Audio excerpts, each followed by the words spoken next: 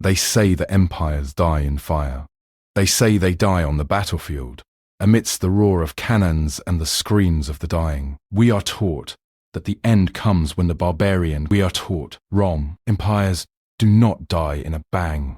They die in a board meeting. They die in a quiet room, with a stroke of a pen when the interest payments finally exceed the tax revenue. The collapse is not an event. It is a mathematical function. London, 1945. The greatest empire in human history is celebrating a victory. It is actually a liquidation sale. Washington, 2026. The wealthiest nation in history is spending $3 trillion a year. It looks like prosperity. It is actually a Ponzi scheme. Separated by 80 years, united by the same suicide note. The flags are different. If you look at the ledger, the math is exactly the same, because the money never lies. Politicians can promise, generals can posture, but the balance sheet always tells the truth. In the next hour, we are going to perform an autopsy. We are going to dissect the corpse of the British Empire to find the specific economic virus that killed it. We will trace the infection from the gold vaults of the Bank of England to the empty factories of the Midlands, and finally to the humiliating beg letter sent to the IMF. We are doing this not for nostalgia, but for survival, because that same virus is currently replicating in the US Treasury. The patient is already on the table. The symptoms are identical, and unless we understand the mechanism of the death, we are doomed to repeat the funeral. This is the story of how the money runs out. May 8th, 1945. The air over London vibrates with a specific delirium-inducing frequency. It is the sound of survival. In Trafalgar Square, the fountains are flowing again, the blackout curtains are torn down, and 1 million people press into the mall, screaming for the King, for the Queen, and for Winston Churchill. From the balcony in Palace, the view is intoxicating. It looks like absolute victory. The Nazi machine has been crushed. The British Empire, battered and bloodied, still spans a quarter of the globe. The Union Jack is the only flag that flew from the first day of the war to the last. But this is a hallucination. If you leave the balcony and walk a mile down to the Treasury, the noise of the celebration fades. The silence here is heavy. Inside, the men who manage the empire's ledger are not drinking champagne. They are looking at a spreadsheet that spells out a death sentence more efficient than any V-2 rocket. While the public celebrates a military triumph, the accountants are staring at a financial autopsy. Britain has not won. Britain has merely liquidated itself to avoid defeat. The nation is technically insolvent. John Maynard Keynes, the most famous economist in history, he sits with the data, his own health failing, his heart straining, much like the currency he defends. He understands that the war was not financed by British wealth. It was financed by stripping the assets of the future. To fight Hitler, Britain had to sell everything. They sold the railways in Argentina. They sold the steel holdings in America. When the gold ran out, they switched to a more insidious mechanism, the sterling balances. This is the hidden engine of the collapse. For 6 years, Britain bought food, ammunition, and raw materials from its colonies. India, Egypt, Palestine, on credit. They paid these nations not in gold, but in blocked sterling. It is a massive IOU, a promise that says we will pay you back after the war. Now, the war is over. The bill is due. Britain owes its own empire £3 billion, an astronomical sum, far exceeding the nation's entire foreign reserves. The empire is no longer a source of wealth. It is a creditor knocking at the door. The illusion of stability is maintained by a single fragile lifeline, American Lend-Lease. For years, Washington has shipped food, oil, and machinery across the Atlantic for free. It is the intravenous drip keeping the British patient alive. Then the shock comes. August 1945. 3 months after the victory parties, President Harry Truman signs a piece of paper in the Oval Office. With a stroke of a pen, he cancels Lend-Lease. The logic is brutally simple. The war is over, so the charity stops. The drip is ripped out of the patient's arm. In London, the panic is absolute. This is what Keynes calls a financial Dunkirk. But this time, there are no little ships coming to the rescue. The shipments of meat and grain heading for Liverpool turn around in the middle of the ocean. Britain faces starvation not from a U-boat blockade, but from a lack of dollars. The cabinet realises they have roughly weeks of currency reserves left. After that, the UK defaults. A default means the pound becomes worthless. Imports stop, and the island shuts down. There is only one option. Beg. Keynes is dispatched to Washington. He travels not as a conqueror, but as a supplicant. He believes, naively, that the Americans will offer a grant. He believes in moral debt. He walks into the negotiating room and finds that moral debt has no exchange rate. The Americans are not interested in gratitude. They are interested in hegemony. The US Treasury, led by hard-nosed technocrats, sees Britain not as a partner, but as a competitor to be dismantled. They offer a loan, but the terms are predatory. They demand interest, but more importantly, they demand convertibility. They insist that Britain must allow holders of the pound to exchange it for US dollars within a year. It is a trap, and Keynes sees it. If Britain allows convertibility, all those colonies holding billions in IOUs will dump the pound instantly to buy American dollars and American goods. It will drain the vault in days. It is a mechanism designed to transfer Britain's remaining wealth to American industry. Americans simply point to the ledger, take the deal or starve. Britain takes the deal. Parliament votes to accept the American loan. They frame it as a bridge to the future. In reality, it is the sale of the deed. The money arrives, but it changes the physiology of the nation. The empire is now a subsidiary of the United States dollar. The victory parades in May with the funeral rites of a superpower. The soldiers go home. The bunting is swept away, and the British people prepare for a life of rationing worse than the war itself. They have defeated Germany, but they have been conquered. The golden trap has snapped shut. The empire is now operating on borrowed time and borrowed dime, unaware that the mechanism of rot has already migrated from the spreadsheet to the street. The first stage of death is complete. The myth of power remains, but the math of decline has begun. The City of London, 1947. The rubble from the Blitz has been swept into neat piles, but the architecture of British finance remains ostensibly intact. Men in bowler hats still walk the square mile, entering the marble halls of the Bank of England with the assurance of masters. To the casual observer, sterling is still the currency of kings. It is the denominator of global trade, the trusted store of value for half the planet. But this prestige is a cage. We are observing the anatomy of the golden trap. Britain is suffering from a delusion of grandeur that has mutated into a structural economic flaw. The Treasury believes that to remain a great power, the pound must remain a global reserve currency. They believe that if the world stops settling trades in sterling, the empire ceases to exist. So, they construct the sterling area.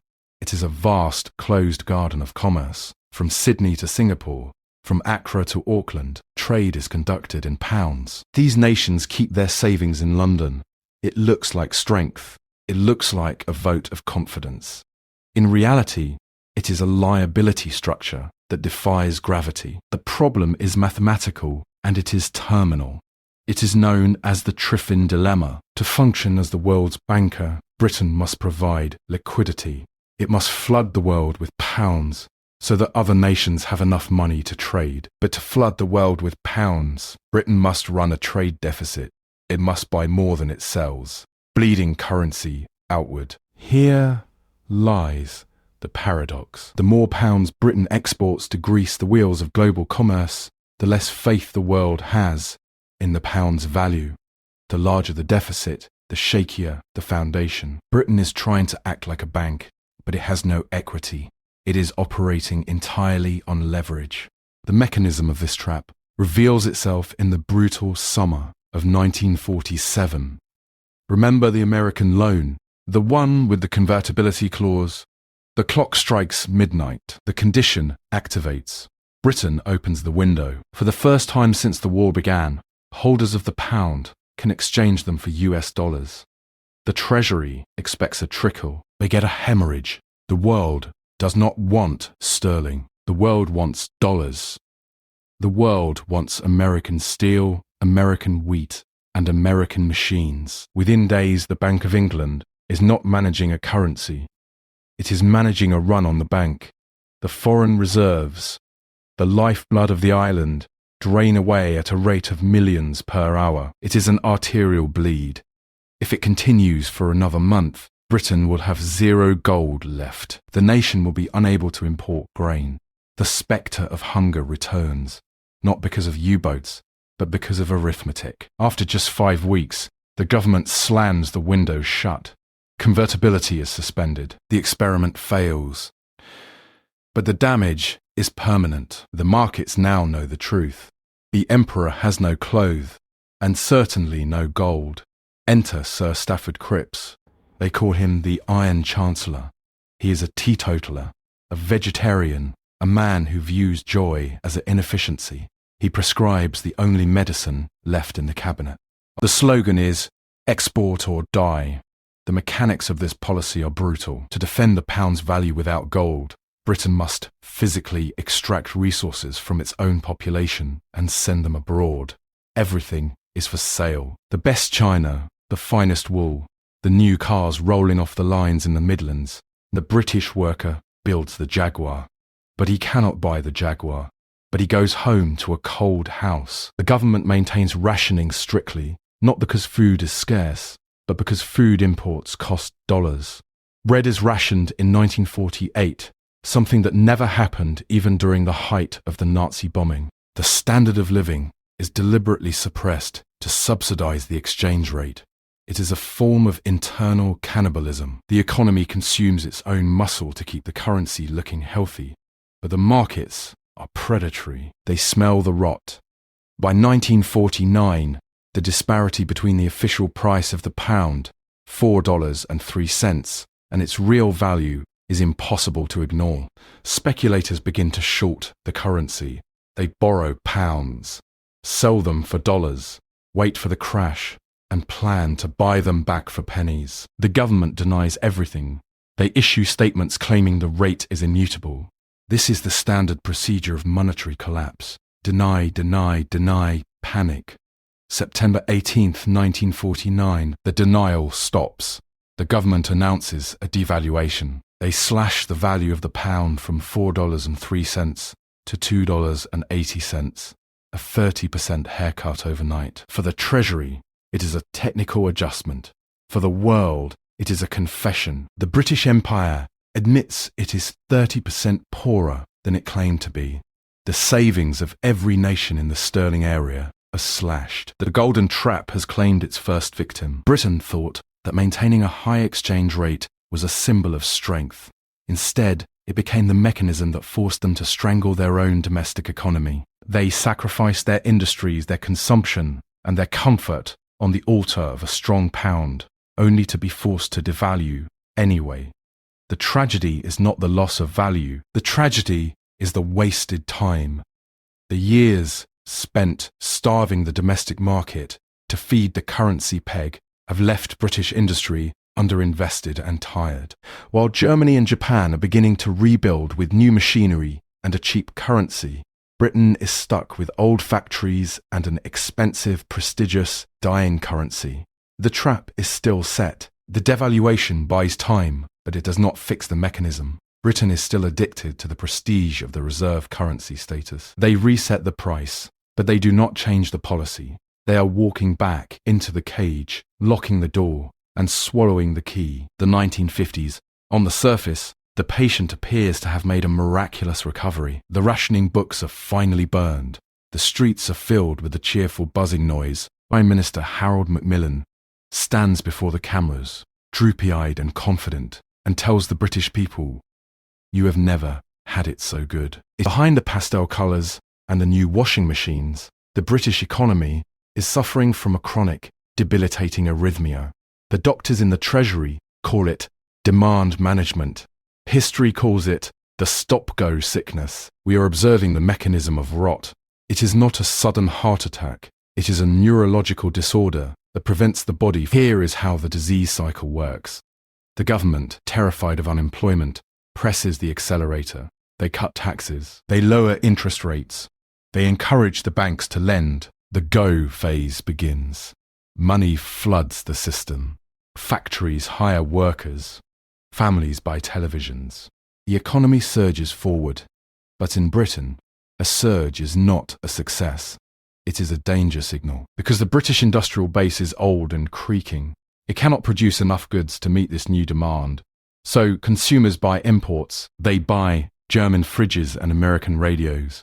Suddenly, the trade deficit balloons. Pounds flood out of the country to pay for these imports. The currency markets panic. The pound starts to wobble against the dollar. The spectre of devaluation returns. The Treasury panics. They slam on the brakes. This is the stop phase. The Chancellor of the Exchequer walks into Parliament and announces a crisis package. Interest rates are hiked aggressively. The car that was speeding down the highway is thrown into reverse. Construction sites go silent. Orders are cancelled. The economy slumps into a manufactured recession. The imports stop. The pound stabilizes. And the Treasury wipes its brow. We saved the currency, they say, but they have killed the patient's confidence. Imagine you are a factory owner in Birmingham. In 1955, you want to buy a new stamping press. It costs £10,000. It will take 5 years to pay off. You look at the interest rates. Today they are low, but you know that in 6 months, the government might panic and double the cost of borrowing to save the pound. Do you buy the machine? Imagine a factory owner in Düsseldorf or Tokyo. Their governments are not obsessed with defending a global reserve currency. Their currencies are undervalued. Their interest rates are stable. They buy the new machine. They buy two. Over 10 years, this difference in behavior accumulates like compound interest. The German factory becomes a temple of automation. The British factory becomes a museum of obsolescence. The stop-go cycle turns British industry into a gambler's den. Long-term planning is impossible because the cost of money changes with the political weather. The managers stop focusing on innovation and start focusing on survival. They hoard cash instead of investing it. They fight with unions over diminishing returns. The sickness is visible in the data. Every time the British economy tries to grow, it hits a ceiling. The balance of payments constraint. It runs out of breath faster than its rivals. By the early 1960s, the results are undeniable. The British disease is no longer just a metaphor for labour unrest. It is a clinical diagnosis of low productivity. The nation is working harder, but producing less value. The Treasury believes they are steering the ship with precision, adjusting the tiller left and right. In reality, they are soaring off the rudder.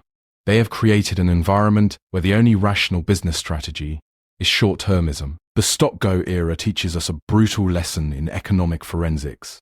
Stability is not just a comfort, it is a raw material. Without the stability of capital costs, there is no capital formation. As the decade turns, the road deepens. The factories of the Midlands are still open. The chimneys are still smoking.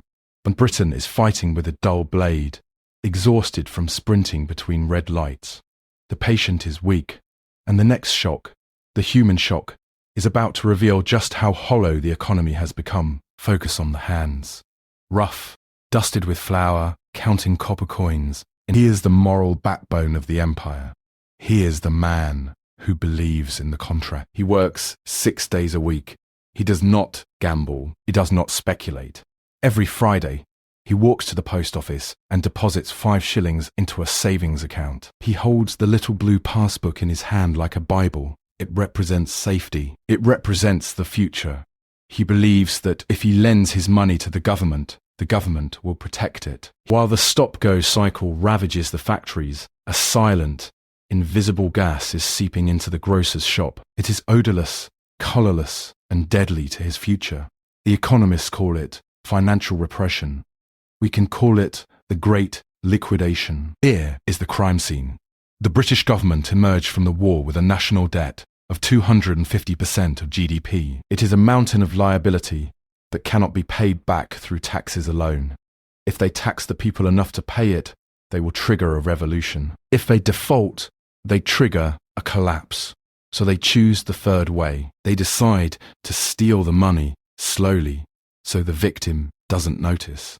They keep interest rates artificially low. The grocer earns 2.5% on his savings, but the real rate of inflation, the cost of bread, milk, and rent, is running at 4%. Every year, the grocer puts money in the bank, and every year, that money buys less than it did the year before. The numbers in his blue book go up, giving him the illusion of wealth, but the value is evaporating. The government is effectively paying him a negative interest rate. They are taking his purchasing power and using it to burn down their own debt. It is a transfer of wealth from the prudent saver to the profligate state. The grocer notices it in small ways. The price of wholesale tea creeps up.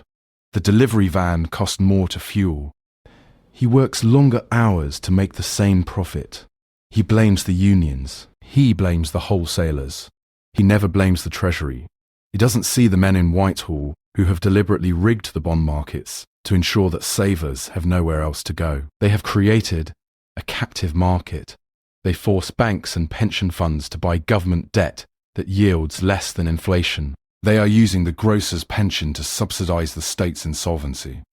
Over a decade, this mechanism hollows him out. The ethos of Victorian thrift, the idea that a penny saved is a penny earned, is turned into a lie.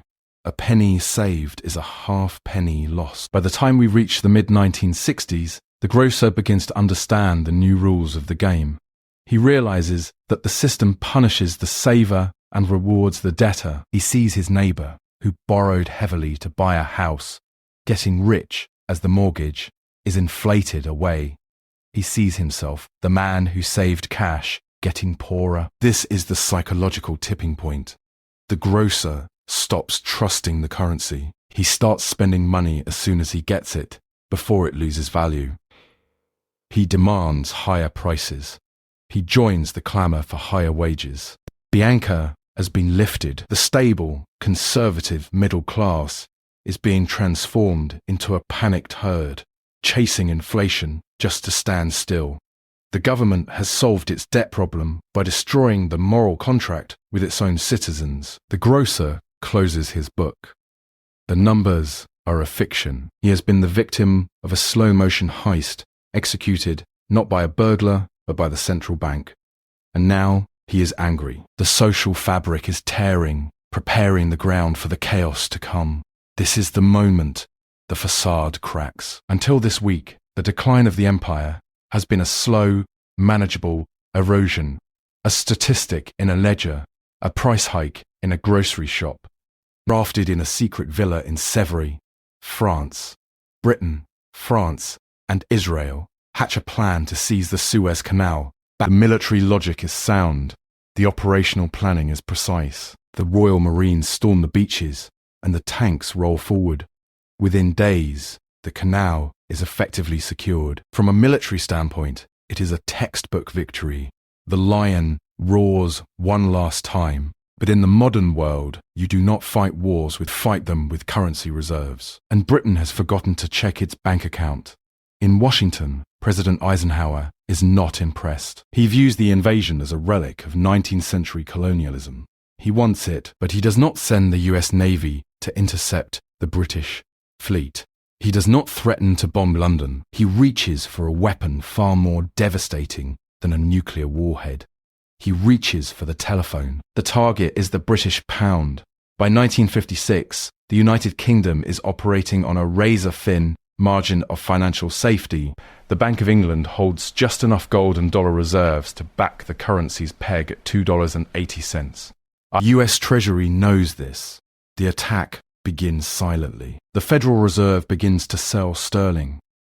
Simultaneously, the US blocks Britain from accessing emergency funds from the International Monetary Fund. They cut off the credit line. In London, the Chancellor of the Exchequer, Harold Macmillan, watches the ticker. It is a bloodbath. The Bank of England is hemorrhaging reserves, trying to buy up the unwanted pounds flooding the market. They are losing tens of millions of dollars a day.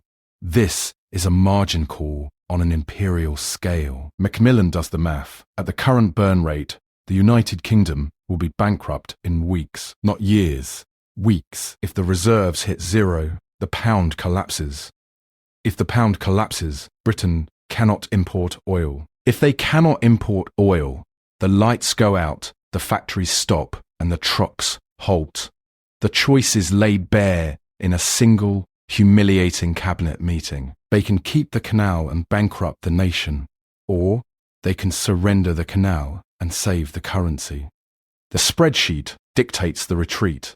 Prime Minister Anthony Eden, sick and broken, or British troops, undefeated in battle, are ordered to pack up and go home. They are not defeated by the Egyptian army. They are defeated by a run on the bank. The Suez Crisis is the forensic moment of death for the British Empire. It proved definitively that sovereignty is an illusion without solvency. It demonstrated that a nation that borrows from another cannot have an independent foreign policy. The ships sail home. The Prime Minister resigns, but the lesson is etched into the walls of the Treasury. You are no longer a superpower. You are a subsidiary. The golden trap has snapped shut, and this time, the whole world watched it happen. The humiliation is public, total, and permanent. The cameras are rolling in Downing Street. Prime Minister Harold Wilson sits at the desk, pipe in hand, projecting the cosy, reassuring image of a favourite uncle. He looks into the lens and delivers the most infamous sentence in British financial history. It does not mean that the pound here in Britain, in your pocket or purse, or in your bank, has been devalued. It is a masterpiece of political spin. It is also a mathematical lie. We are observing the crisis of confidence. For 3 years, the Labour government has fought a brutal, unseen war to defend the pound's exchange rate of $2.80. They view this number not as a price, but as a totem of national virility. To let it fall would be to admit that Britain is a second-rate power, so they bled for it. The forensic evidence of this battle is found in the vaults of the Bank of England. For 36 months, the central bank has been engaged in a futile game of whack-a-mole with the currency markets. Every time a speculator sold the pound, the bank bought it. They burned through billions in reserves. They borrowed from the Americans. They borrowed from the IMF. They raised interest rates to painful levels, to bribe foreigners, to keep their money in London. They sacrificed the domestic economy to save the exchange rate. But the market is a relentless auditor. It sees the trade deficits. It sees the strikes on the docks. It sees a government paralyzed by its own promises. The market knows the pound is not worth $2.80. It is a zombie currency, propped up by debt and stubbornness. The breaking point arrives in November. A dock strike paralyzes exports. The trade figures are disastrous. The rumours start on a Thursday. By Friday, the selling is a torrent. The Bank of England throws everything it has into the breach, spending nearly $1 billion in a single day. But it is like trying to stop a tsunami with a bucket. The reserves are gone. The game is over. On Saturday night, the cabinet surrenders. They agree to devalue the currency from $2.80 to $2.40, a 14% drop. Now, return to Wilson's speech on Sunday. Why is it a lie? When he says the pound in your pocket hasn't changed, he is technically relying on the fact that the physical coins haven't shrunk. But money is not metal. Money is an island. It imports half its food. It imports its oil. It imports its copper. As of this morning, every single one of those things costs 14% more. The wheat from Canada, 14% more expensive. The bread price rises. The fuel for the bus, 14% more expensive. The ticket price rises. The raw materials for the factory, 14% more expensive. The finished goods price rises. Wilson is telling the public that nothing has changed, while in the real economy, a 14% tax has just been levied on the entire nation. The standard of living has been slashed overnight. The British worker effectively took a pay cut while he slept. The psychological impact is devastating. This is the moment the British public realises that their leaders are not just incompetent, they are dishonest about the basic laws of arithmetic. The trust premium evaporates. The devaluation was supposed to be a cure. The factories are too old. The unions are too angry. Instead of an export boom, the country gets imported inflation. The trap tightens. The government has played its ace card, devaluation, and it hasn't cleared the table. They are now out of options, out of credibility, and out of friends. The 1960s end not with the swinging optimism of the Beatles, but with the grim realization that the country is sliding toward the abyss. The party is over.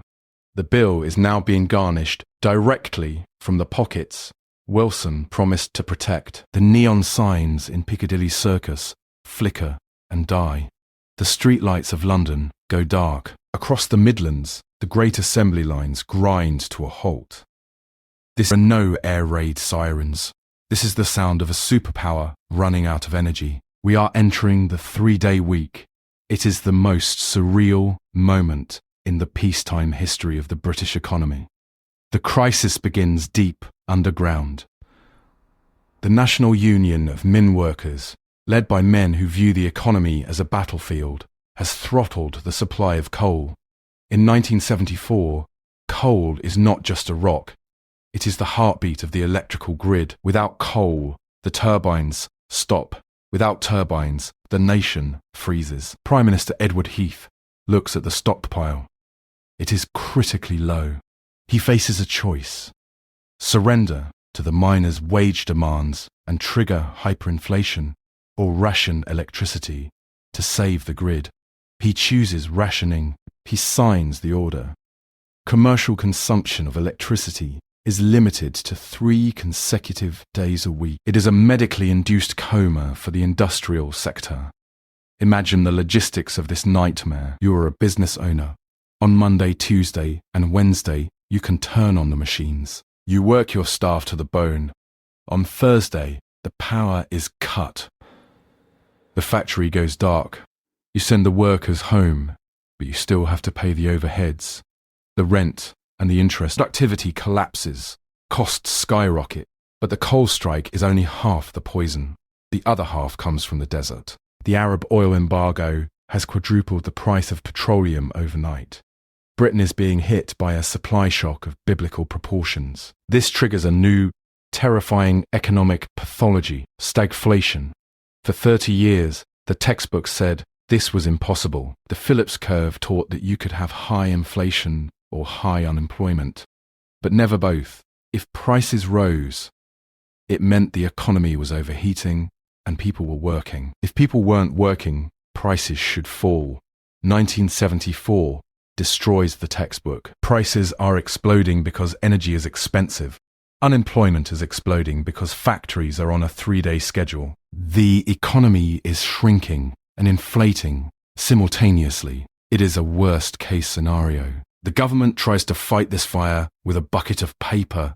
They print money to subsidize the losses. But you cannot print coal. You cannot print oil. When you increase the money supply while the supply of goods is shrinking, you do not get growth. You get an inferno. Inflation hits 15%, then 20%, heading for 25%. Life in Britain takes on a dystopian quality. TV broadcasts shut down at 10:30 p.m. to save juice.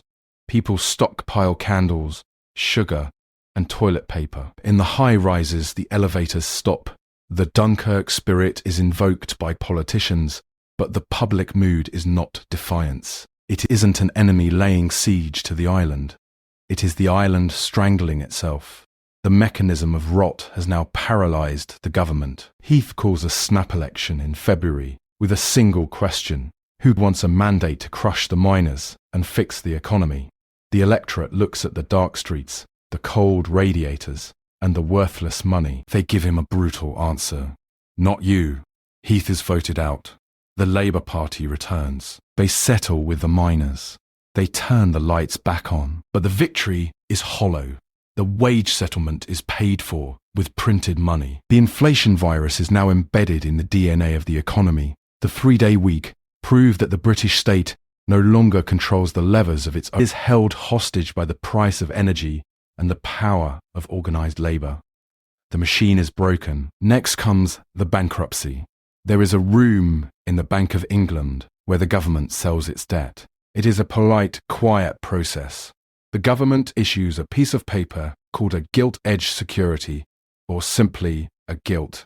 It is a promise to pay the bearer back with interest. For 300 years, this piece of paper was the gold standard of safety. It funded the defeat of Napoleon. It funded the Industrial Revolution. To buy gilts was the financial equivalent of putting your money in a fortress. But in 1976, the fortress is crumbling. We are witnessing the birth of a new terrifying predator in the financial ecosystem, the bond vigilante. The situation is arithmetic. The British government is running a massive budget deficit. It is spending billions on subsidies to keep dying car companies alive, on welfare payments to pacify the unemployed, and on pay raises for the public sector. To pay for all this, it must sell billions of pounds worth of gilts every week. It is living on a credit card, paying the minimum balance by opening a new credit card. The buyers of this debt are the pension funds and insurance giants of the city. They are the men who manage the savings of the nation, and they are looking at the numbers with growing horror. Inflation is running at 24%. Do the math. If the government offers you a gilt that pays 12% interest, but inflation is 24%, you are guaranteed to lose half your purchasing power in real terms. It is not an investment. It is a confiscation. So, the buyers go on strike. It doesn't happen with placards or picket lines. It happens with silence. The Bank of England announces a new auction of government debt. The broker stands ready to take orders, and the phone doesn't ring. The gilt strike has begun. The government is stunned. They offer a higher interest rate. Still no buyers. They offer 15%. Silence. The market is effectively saying, your money is no good here. We do not trust you to pay us back in currency that is worth anything. This is the sovereign debt spiral. When a government cannot sell debt, it faces an immediate liquidity crisis. It has bills to pay tomorrow, nurses' salaries, police wages, pension checks. If it cannot borrow the cash, the checks will bounce. The Chancellor, Dennis Healey, stares into the abyss. He has two choices. Choice A, slash government spending immediately. Close hospitals, fire teachers, stop the subsidies.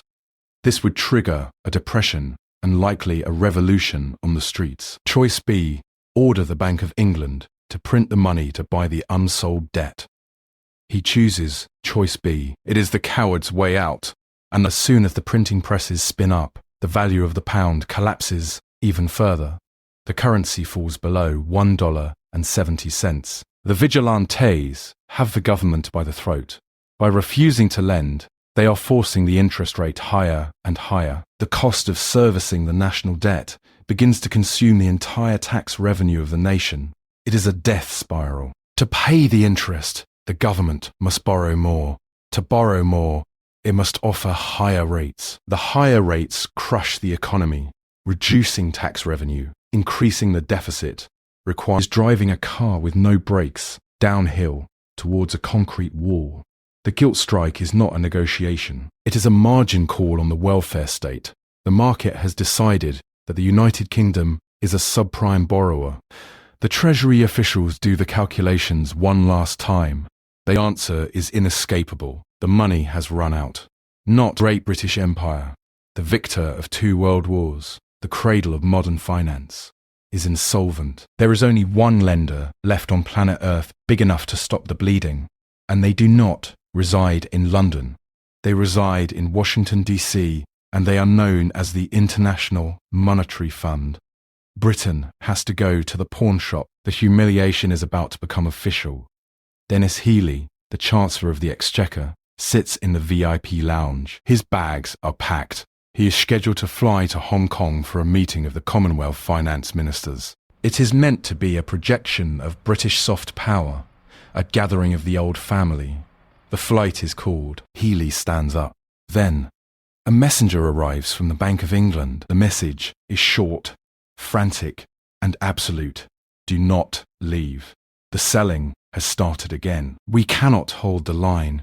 Healy cancels the flight past the terminal, past the confused press photographers, and orders his car to turn back to Whitehall.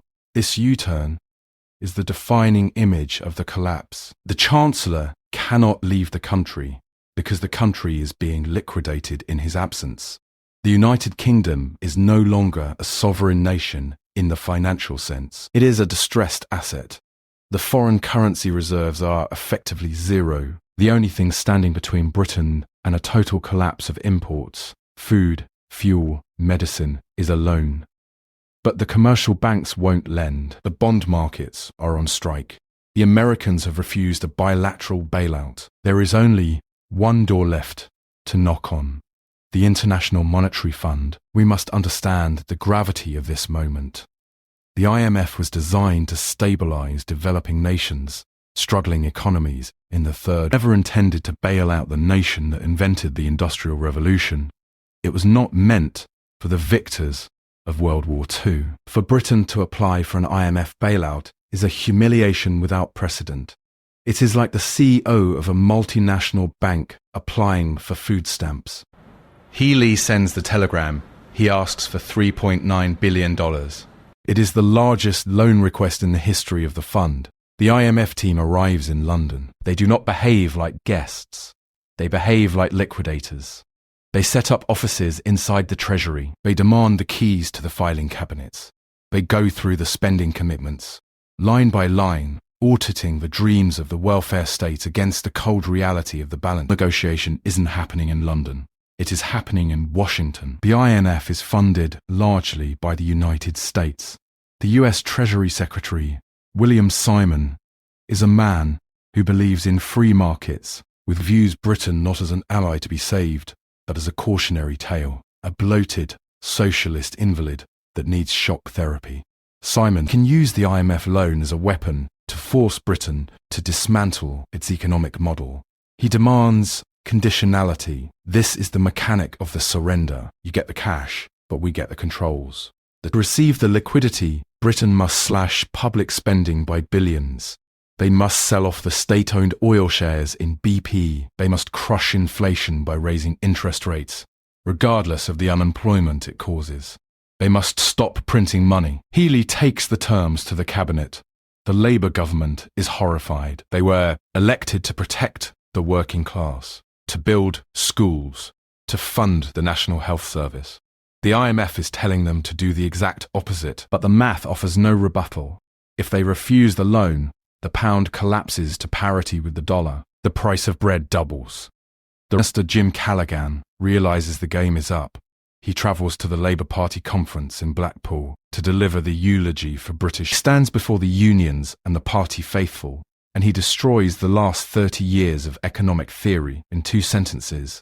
We used to think that you could spend your way out of a recession and increase employment by cutting taxes and boosting government spending. I tell you in all candour that that option no longer exists. The hall goes silent. The Prime Minister has just admitted that the government is no longer in charge. The laws of arithmetic have superseded the laws of politics. December 1976. The letter of intent is signed.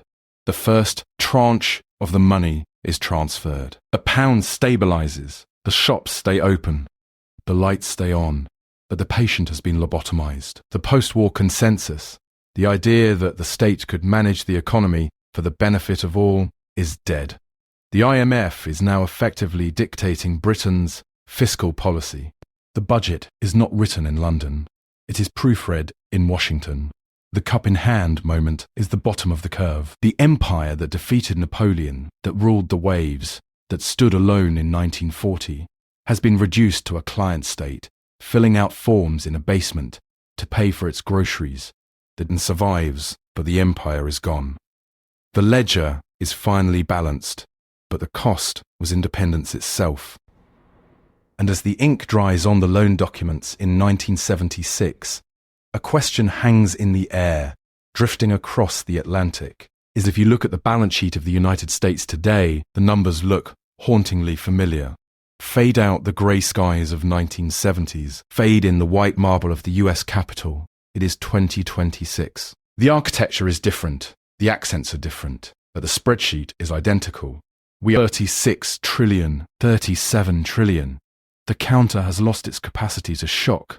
It has become background noise, like the hum of a refrigerator. But if you overlay the trend lines of the British Empire from 1945 to 1976 onto the American data from 2000 to 2026, the lines do not just rhyme. They're witnessing the final stage of the imperial life cycle, fiscal dominance. Here is the anatomy of the trap. For 80 years, the United States has enjoyed the exorbitant privilege. Like Britain before it, America issues the world's reserve currency. It can print the money that everyone else has to work for. This allowed the US to run deficits for decades without consequence. It could fight wars in the Middle East, bail out banks in 2008, and fund the welfare state, all on a credit card with no limit. But the limit is not political. The limit is mathematical, and we have hit it. Look, for the first time in history, the US government is spending more on interest payments on its debt than it spends on national defense. Think of superpower is paying more to the bondholders of the past than it is investing in the security of the future. The debt is no longer a tool. It is a parasite consuming the host. Now, look at the geopolitical map.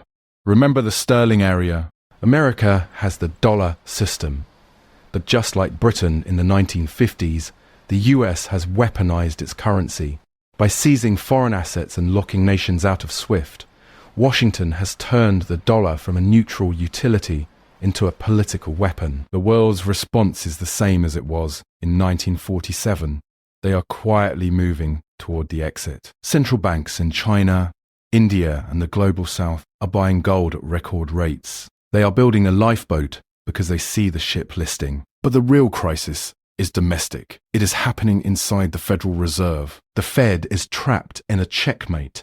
If they raise interest rates to fight inflation, the interest payments on the national debt become unpayable. The government goes bankrupt. If they lower interest rates to save the government, inflation explodes and the dollar collapses. This is fiscal dominance. It is the moment when the central bank loses its independence. The Fed can no longer worry about inflation or employment. Its sole job becomes keeping the US Treasury solvent. It must print money simply to pay the interest on the money it already printed. It is a Ponzi scheme where the only new investor is the printing press. So where does it end? In 1976, Britain had an escape route. They had the IMF. They had a bigger brother to bail them out. They could swallow their pride, take the loan, and survive. But here is the terrifying difference. There is no one bigger than the United States. There in the anchor currency breaks. There is no lifeboat. There is no bailout coming from Mars. The outcome, therefore, will not be an austerity package imposed by foreigners. It will be the great dilution. The United States will not default on its debt. It will simply print the money to pay it. It will pay the bondholders in dollars that are worth half of what they were when the bond was issued. It is the 1950s grocer of East London scenario, but on a planetary scale. The 5 stage death is complete. The myth, the indispensable nation. The golden trap, the petrodollar. The rot, deindustrialization. The crisis, 2008, 2020, 26. The humiliation, the inflationary default. The cycle of empire is not a line. It is and walked it first. We are walking it now. The only question left is not if the dollar loses its crown, but what happens to the world when the king abdicates.